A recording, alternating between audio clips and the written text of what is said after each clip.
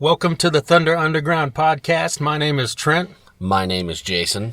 And we're glad that you're here. This is episode number 31. 31 already? Yes. Awesome. Okay.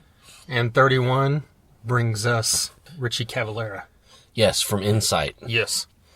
And if the name sounds familiar, that is because he is, yes, part of the Cavalera family. That's right. And and you know that name means some kick-ass metal. So you can pretty much just figure out what you're in for just from that. Yes. But as we like to do, before we get into that, we'd like to play a track from an independent band. Yes. And this is a band out of Oklahoma that is called Southern Heretics. And let's just get right into this. The song's called The Hunter.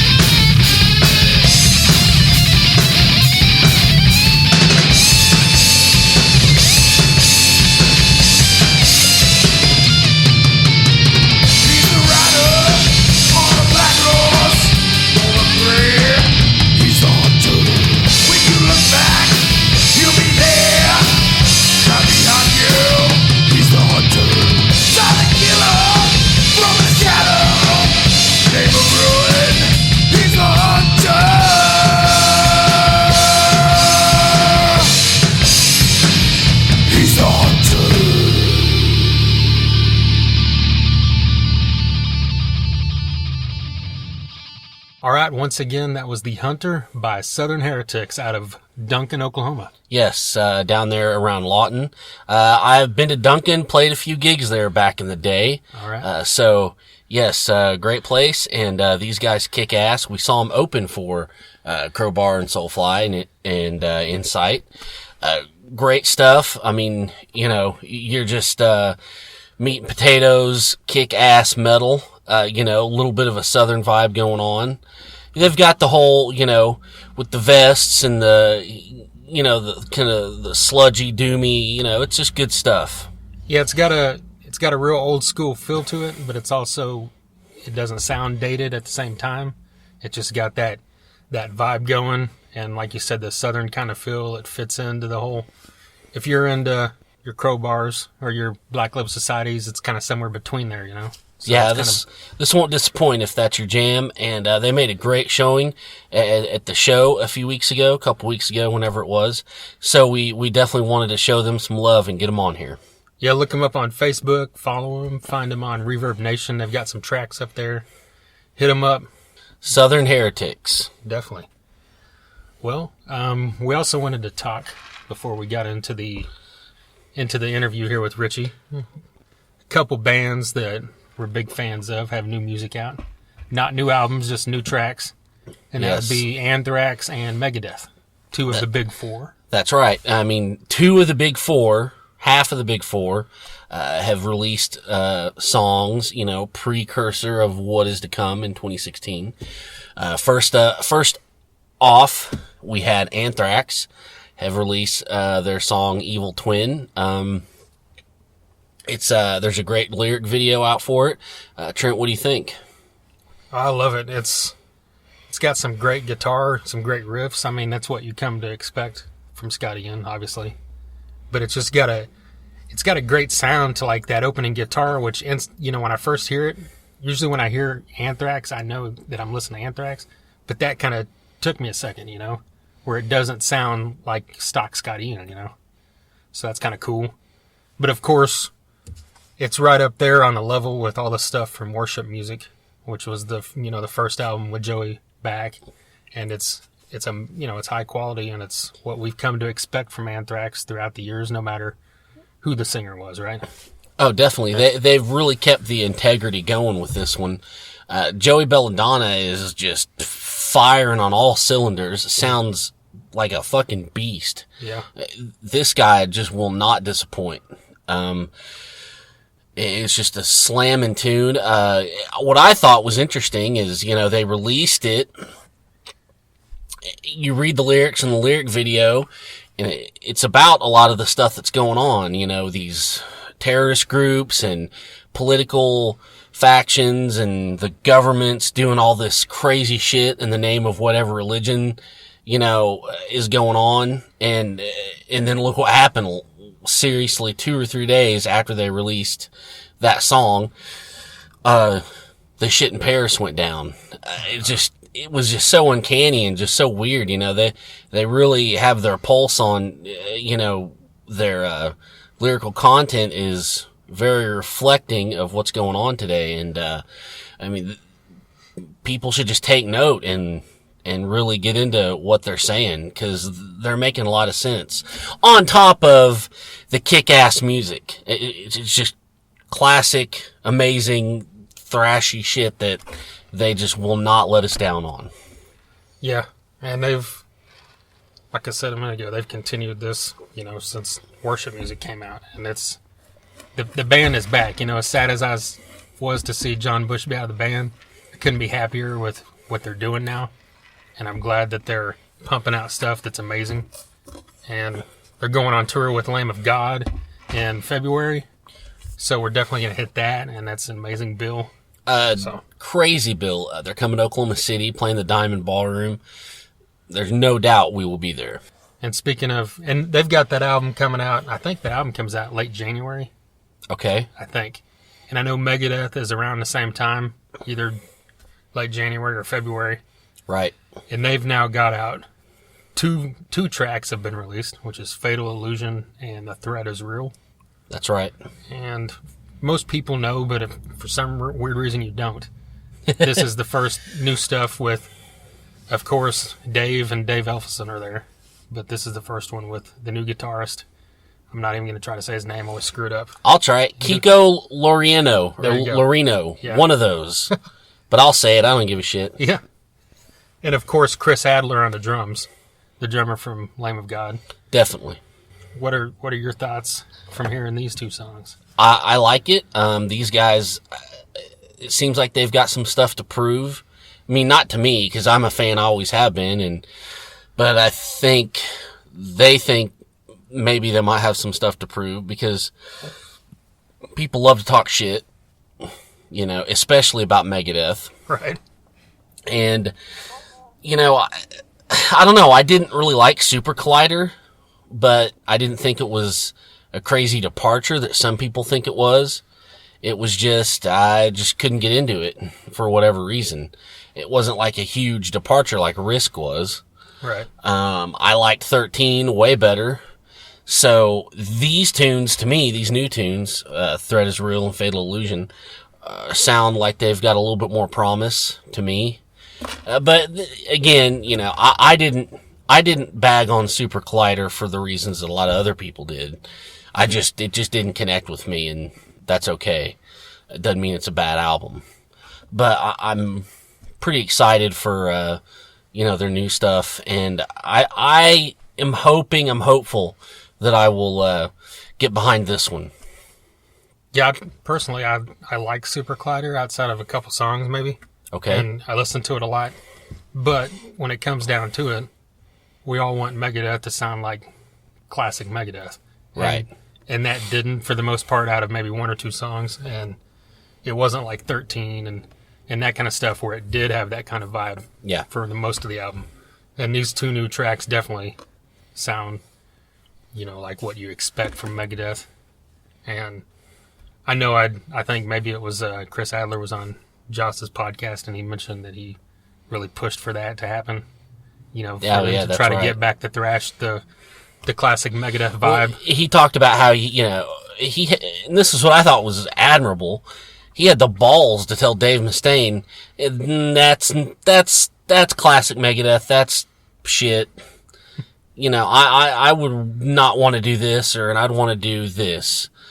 And for a guy to come in and just have the courage to say that is pretty big, and it might have helped. It might have helped the sound. It might have helped the direction.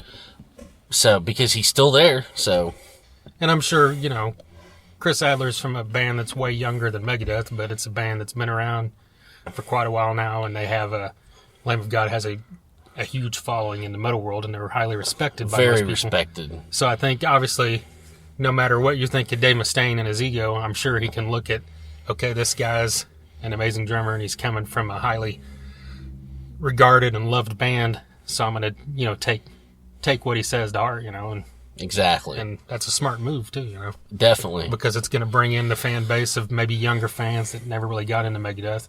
Are probably going to check him out because the drummer from one of their favorite bands is in Megadeth now, And he knows that. Yeah. Oh yeah, definitely. That was a smart move on a few different levels. Yeah. So hopefully we get to, I know that he's not playing all the shows with them, but he's doing a lot of them. So hopefully we'll get to see Adler and Megadeth live next year sometime. That'd be great. I hope so. All right, we've got Incite, which now they've got 4 albums out. The newest one was Up in Hell in 2014. And they've got a new one coming out spring next year. Yes. We talk about all that with Richie coming up. We sure did. Yeah, we get into touring and working on the new album and what went into the recording. And, of course, stuff about, doing shows with his dad, Max Cavalera. Yeah, and went into the whole internet, Spotify discussion. Right, yeah, he's got some good stuff on that. And, they're just it's one of those bands that have kind of that thrash vibe to them, but it's more of the modern thrash. It's not a classic thrash sound, and he's got a real, intense in-your-face vocal style. Yeah. Where there's no clean vocals. It's just pounds you from the beginning to the end. Yeah, I thought that they reminded me. They kind of had a Battlecross vibe, a Thy Will Be Done kind of vibe. Yeah. And Definitely. I think they were great live, and they really had a great presence. And what I liked about the conversation was hearing about the hard work they put into it, and the dues they've paid. And it's real easy if you're in that kind of company, the Cavalera name, you might could slack off or rest on some laurels or, whatever. But these guys, Richie just does not do that. They put in the work, they put in the dedication, and they've earned everything they've got. And I liked, how he talked about the new album and the new, going into, getting ready to record. They really want this one to be the step up and to be the one that really takes them to the next level. And I think it will. Yeah. And like you said, they put in the work, and this guy is not, from the beginning to the end, if you go to a show and you want to talk to him, you'll have the chance because he's there at the merch booth. Definitely. All the way leading up to their show, and then as soon as they're done, he's back out there. And I think he pushes a lot of the soul, I think he was running even the Soulfly stuff. Probably. At one point, maybe. I don't know if he does that all the time, but... Again, the hard work. Yeah. Yeah. Just doing it like you would coming up, and he's not screwing around, and you can hear it and see it live, like you said. So, with all that being said, I think we should just get into this, right? Yeah, Richie Cavalera from Incite. Check it out.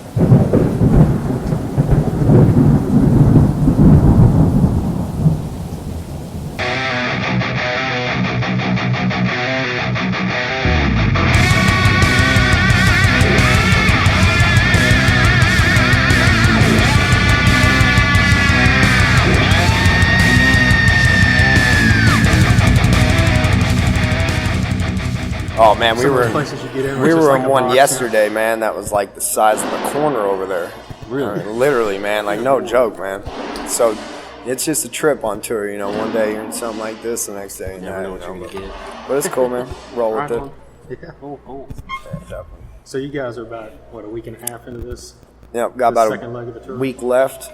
We only did the second leg. We were busy recording a new record during the first leg, so we were like, yeah, it works out. We'll go out and do a couple shows before the year ends, and ends in Phoenix, which is gonna be cool. That'll make it a special ending.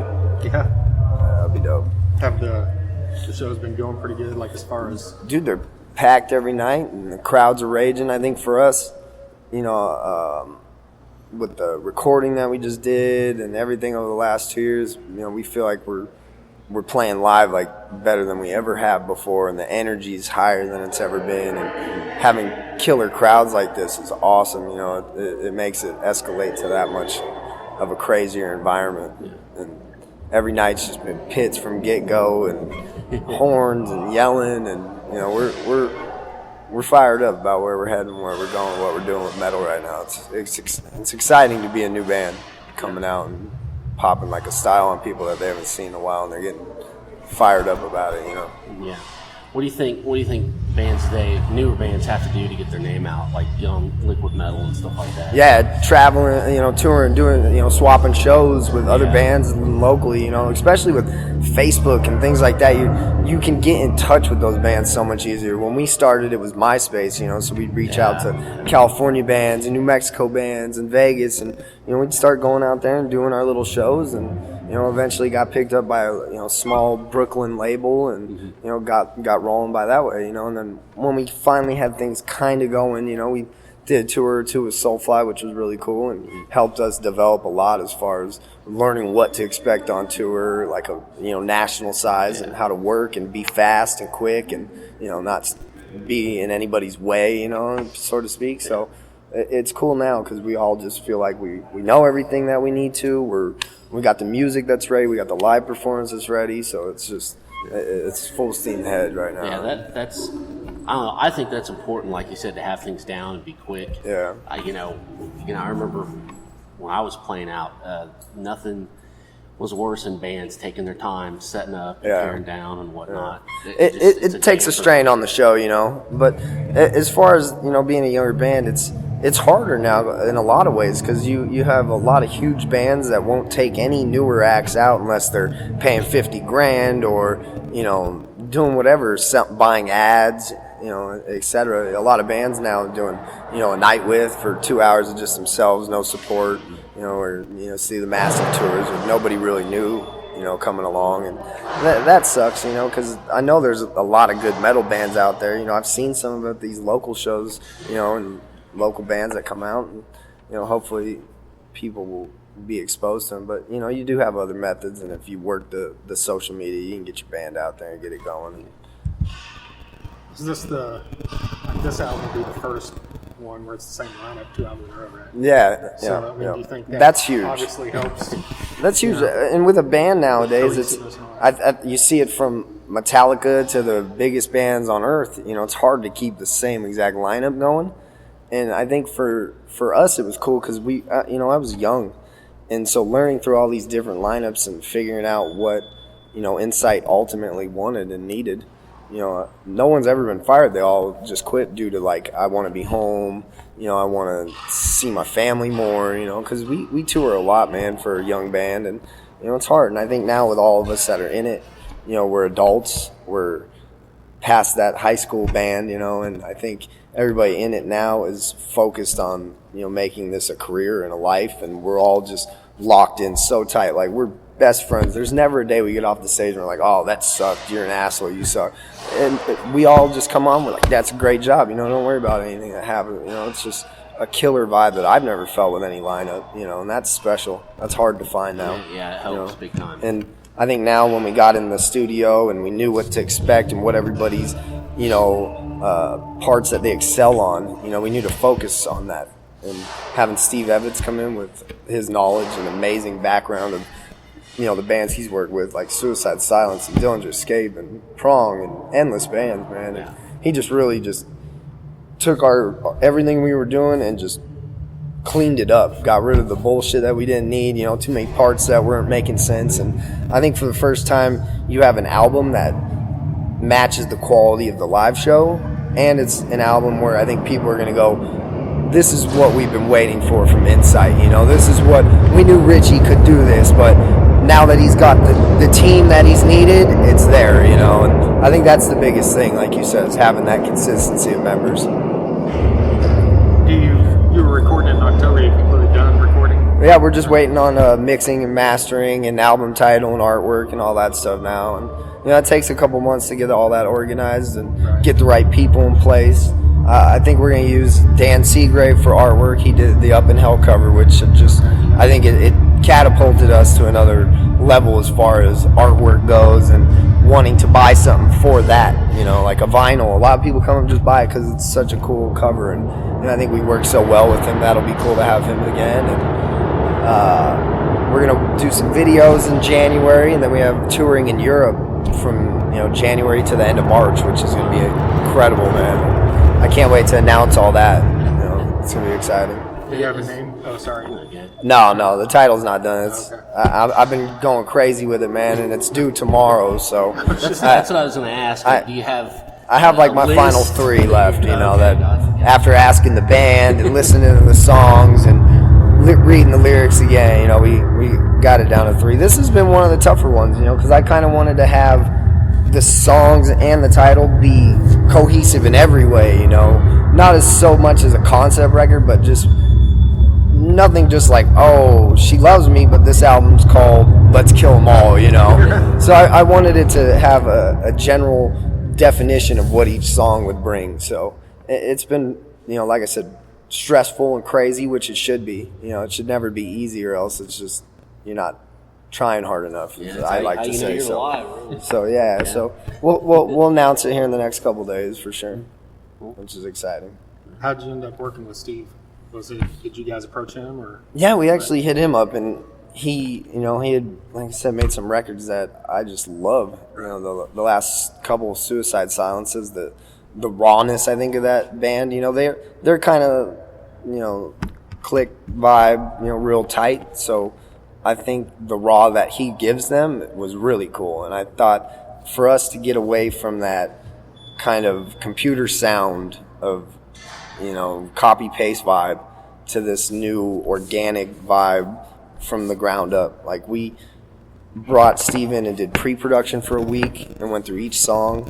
And then we went to the studio and we were, jamming together, which was nuts. Normally the drummer's in his own room and everybody else just kind of sitting around as he goes. And then one by one, each guy kind of does their thing. But this time he had us all in the same room tracking the drums while we all jammed out. And it gave it this raw vibe. And, on a lot of, the first two records, due to time, and whatnot and being whatever, you have the producers that do their certain way. And, his was just really, we're going to hit every piece and make it sound like it was recorded on analog, which is amazing. Yeah, that's awesome. And it just sounds so good. And I think people are going to really freak out when they hear this one, man. This is the one. Well, when this comes out, it'll only be, a year and a half since Up in Hell came out. Yeah, it'd be close to 2 years. It'll be more like April, May, so it'll be about 2 years. We felt like when Up in Hell was done, we just still had so much more we wanted to do. Like if we could have made a 24-song album, we would have did it. But we just felt like, hey, let's put this out. Let's tour a little bit. Let's get people excited. I kind of feel like the first two albums are more like a demo life to me now in this stage of where I'm at. I feel like Up in Hell was where it really started with the big album and that kind of vibe. And, I think the first two were more us just building the name and getting developed, which we were lucky. A lot of bands don't get the chance to get developed. We have a really cool label now in Minus Head, and they're just really trying to build a big label, man, out of nothing, really. And it's been a great process to be a part of. Yeah, so this is it. You're going for it. Oh yeah, dude. Yeah. Every That's record great. we feel like, with these guys, that's how we want to do it. We don't want to just half-ass it. And we were hungry to write one, so that was why it was like, all right, let's do it. It's not like we're being rushed by anybody. It was us that wanted to do it. We felt it was time to just juice up the next one. Yeah, get it going. Well, it's cool you say that about the label too, because this is a day and age where most people don't get that. Oh label, yeah. And we were lucky, man, because our first label was a disaster. It was like we made the album and then that was it. Didn't really get released. It didn't really do anything. So we just hit the road and sold it. We got probably 10,000 units sold just by shows. During a time when no one was buying CDs, and we just kept doing it on our own. Our next thing you knew, our label was bankrupt and collapsed, and we were just kind of like, all right, what do we do next? And we met this guy, Brad Hardy, in San Francisco at a concert, and it's like, yeah, I'm starting a label, and I got a couple bands now, but it's nothing too crazy, and check us out. And ever since then, it's just been a building relationship of just awesomeness. Now he's got distribution in Europe and the rest of the world, and we've kind of just grown as he's grown, and it's been a team. Now he's got a lot of cool bands that are new coming onto the label and trying to come to the label, and it's been rad to be that lucky to find that in this day, for sure. There's no doubt. What do you think as a young band, relatively young band, what do you think of Spotify? Because a lot of people have extreme opinions. Yeah, see, now I get a statement check, and it's nothing great. It's like $50 or something, every couple months. But when you look at the statement, you see it's got Sirius XM, Pandora, Spotify, and cable TV. And Sirius is like $49, and then the other ones equal about $1 between the five of them. Wow. So you've got to question what's going on there, because when you look at the play amounts, these are surpassing what Sirius is playing, right, but they're not paying the royalties anywhere close to what Sirius is, and that's a problem, definitely. To me, I think that's a problem, but it's a new day and age, and I think you just got to kind of roll with it. There's no stopping it. I just hope that the copyright laws and everything like that in the next 5 years can catch up with where the technology's brought it, because I don't see the technology changing too much. I think we're kind of where we're going to be for a while. Spotify, YouTube, vinyls, CDs still, and whatever, but I don't think it's going to advance much farther than that. So it'll give time to catch up and really get it dialed in, because they've been behind ever since it started, There's no reason to fight it. You just got to get it balanced to where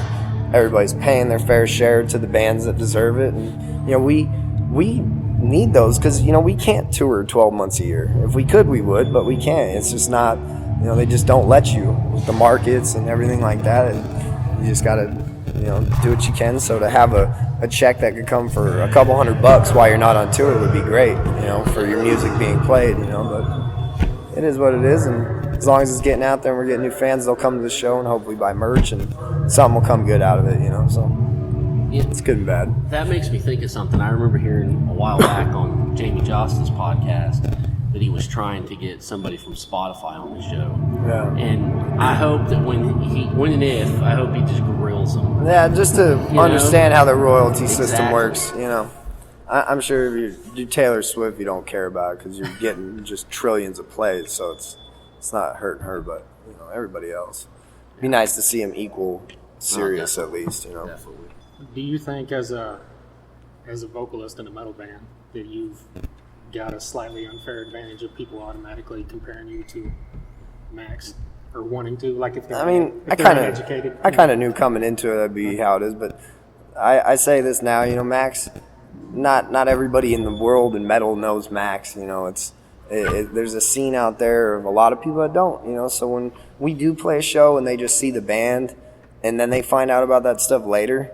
You know, that's a trip to me because then they're like, oh man, we dug the band, but now this is even cooler that you got this going on, you know, so it makes it cool. And, you know, anybody that knows the band or seen us knows, you know, how hard we work from day after day after day, tour after tour. You know, we're doing everything that any band does. So I think you get the people that don't talk shit about that, you know, and they don't really care. They appreciate it. You know, I'm always there. I'm at the merch table every show. Everybody can come talk to me. I'm always talking and, you know, always just doing it. And I think it's a gift, you know. It's something cool. I've been able to see, you know, people like Phil and, you know, some of the best frontmen ever, man, play and learn from them to bring it to my band and be like, hey, you know, we can be what metal needs and help it out. And, you know, we can all kick ass and do it the same as these guys did that I got to see. And, you know, it doesn't change anything about my name as long as I'm doing the music real and people will see that. So it's cool. I don't mind none of it at all. It's been fun. Well, now that I asked that, do you get tired of people asking questions about Max? Not at all, man. Not at all, man. Any chance I get to talk about a family member, a dad, my mom, my brother, my sister, anybody at all, man, that's a privilege that people care. So I just roll with it, man. It's fucking awesome that we've been able to put such a mark in metal and the world and influence a lot of people to not take shit. You know, it's cool. Yeah.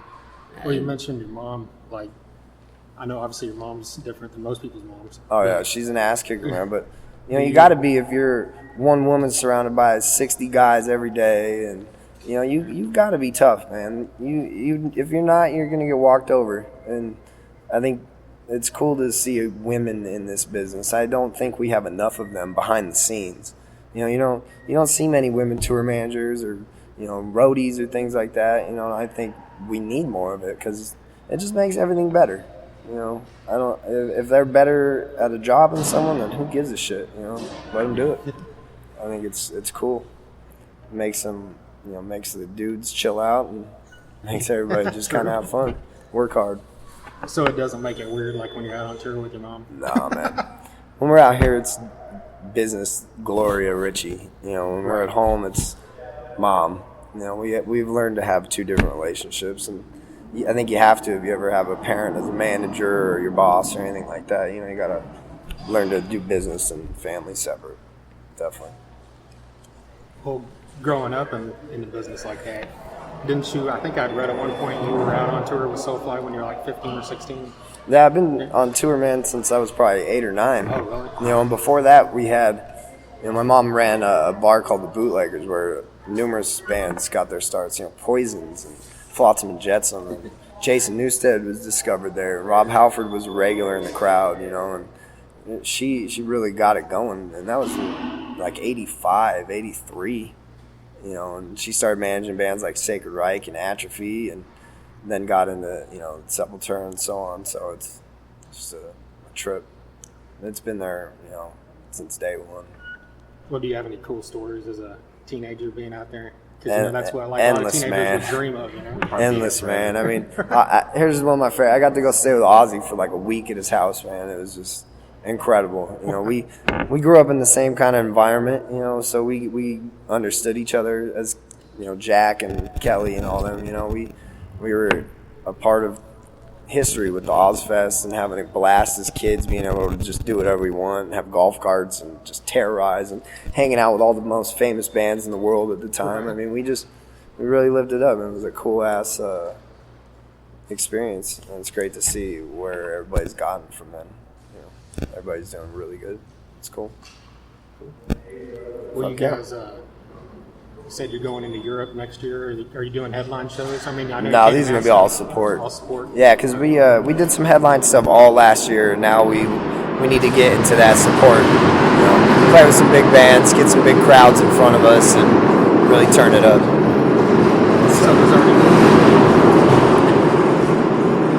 So there's already stuff set in place. Yeah, okay. Like I said, we leave January 10th and we return March 23rd. So it's gonna be about 3 months of madness. It'll get announced probably about the next week or so, which would be cool. Yeah, definitely rad. Well, you've got a pretty intense vocal style. Do you do warm ups and stuff like that, or? No, man. I just go with what the day brings. I try to drink a lot of water throughout the day. That's the best thing for you. And try not to talk too much. Try to do the interviews and then just the show and kind of hang out the merch, but no yelling. It's all good though. You're still pretty young. You haven't had any crazy voice. No, man. I've had baby steps. If you've kind of heard my vocal sound on each record, you kind of hear it progressing and growing, and everything's been self-taught and self-learned, and just practice and practice and practice. And I think that's what you're gonna hear on the new record is just the vocals are just out of control. I think it sounds the best that I've ever had and I've ever done. I walked out there just like, oh yes, and feeling so good about it. So I can't wait for people to hear it and just hear another side of what I can. Yeah, you can tell a big difference between the Slaughter and Up in Hell. Yeah, definitely. Just the sound here. And Up in Hell, I wanted to try something a little more high pitched because I thought the way the music sat, it felt good on a lot of it. And this one, I kind of do both. I go really low as well as really high, and I think it blends well on how the songs are written. That's what I always try to do. I don't try to make it too much. I just want it to be perfect for what the music is that's there. So it's cool. Fuck yeah. Who were some of your biggest influences besides obviously Max and Phil, like you said? I've always loved like Chino. I've loved bands like Obituary and At the Gates and Faith No More. I think Mike Patton's one of the best there is. I love,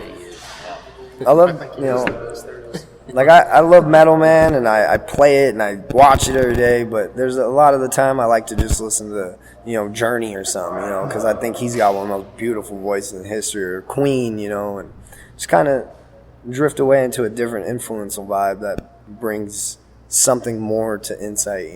I think that's what's cool about all of us. We have such an open variety of music that we listen to that we don't just get bogged down in the same weird shit over and over. I think the band's expanded each time and each album from that. So, yeah, that helps. That's what will keep you going. Yeah, I mean, I think that's one thing that's always bothered me is that people get so bogged down in their own little scene, this own music, and it's like there's so much music out there that's such life to it and vibe to it, and I think it's important for people to experience more than one sound of music. It's good. It's good for the soul. What do you think? Do you see yourself ever doing anything clean vocal-wise? Or? Probably not. I've always hated that. Maybe if I start a rock band when I'm like 45 or something, you might have it. But I think metal has always been meant to be aggressive and angry and nasty and spitty. And so I just feel that everybody and their mom has done a song with a heavy chorus and a singy verse, or a singy chorus and a heavy verse. So I just like to keep it straight through and just make it very on low or high rather than clean, you know. Right. So, and that's one big thing I've always been lucky about is enunciation on our albums is really easy, I think, for people to understand most of what is being said. You know, I think I have a crazy voice, but it's not where you can't understand what I'm saying, and I think that's been a big thing for us too, that sets us apart from a lot of other bands. Either they go too crazy or too clean, you know. I think we're just that right, perfect match of everything that people want to hear. That's the thing he's brought up a lot, that most guys, it's hard to understand that you got a band like Lamb of God or something like you guys, where it's real intense, but you can still understand every single word. See, now them, big thing. they're approaching 50 years old, you know, so for them to write a song like they did, I think it's awesome. You know, I think at that stage of your career that makes sense, you know, but no one wants to just hear 20 albums of the same shit. Right. And especially if you're hitting that age, I think it allows you to express more, you know, because you're a father, you're working, you know, you're angry, but you have a different kind of anger, a different kind of pain, so I thought what they did was really cool on their new album. I think that's it, man. Thanks for doing this. Hey, right on, guys. Yeah, thank you. I love this shit, man. Always good to talk about music and stuff, definitely. man. All right, there you go, Richie Cavalera from Incite. Cool stuff. I liked, like you said earlier, talking about the streaming stuff and all, you know, his stories of growing up on the road with, you know, going out on tour with Soulfly and hanging out with Jack Osbourne and all that kind of cool stuff, you know. It's cool to hear. Yeah, nice guy. Great interview. I'd like to thank him for taking the time to do that, and thank Katie Irizarry for hooking us up with that from Adrenaline PR. Definitely. And also, if you haven't heard, you know, earlier we had a podcast with Kirk Winstein that we also recorded at the same show from Crowbar. Definitely, that was a great one. If you haven't heard that one, definitely go check that one out. Yeah, and we mentioned earlier we had you mentioned Battlecross earlier. Of course. And if you're a fan of Incite, I really think you would dig Battlecross if you haven't heard them. And if you go back into our early episodes, we've got an interview with Kyle from Battlecross. So that was a cool one. And we've also got, you know, several other great ones if you just pick and choose through the SoundCloud.com / Thunder-Underground. Find all our previous podcasts on there. And you can also find us on the web at thethunderunderground.com. On Facebook and Instagram and YouTube is The Thunder Underground. And then Twitter is THNDRUNDR Ground. Of course. Yep. Go hit those up. Like and share, all that good shit. And again, at the top of the episode, we had a great song from an Oklahoma band, Southern Heretics. Go check those out. Just, Google them. They're on Facebook, Reverb Nation. Just put in Southern Heretics and give them some support. Yeah, and follow us on SoundCloud so you don't miss any episodes. Coming up, we've got a couple episodes coming up with Ryan, the bass player and clean vocalist from Miss May I. Yes. Which is a good one. Oh, yeah, great one. And we've also got one with Tony, the vocalist for Seasons After, which is very cool. And we've got a couple more in the works that we'll let you know about soon. Definitely. So until then, hit us on thethunderunderground.com. Talk to you soon. See ya!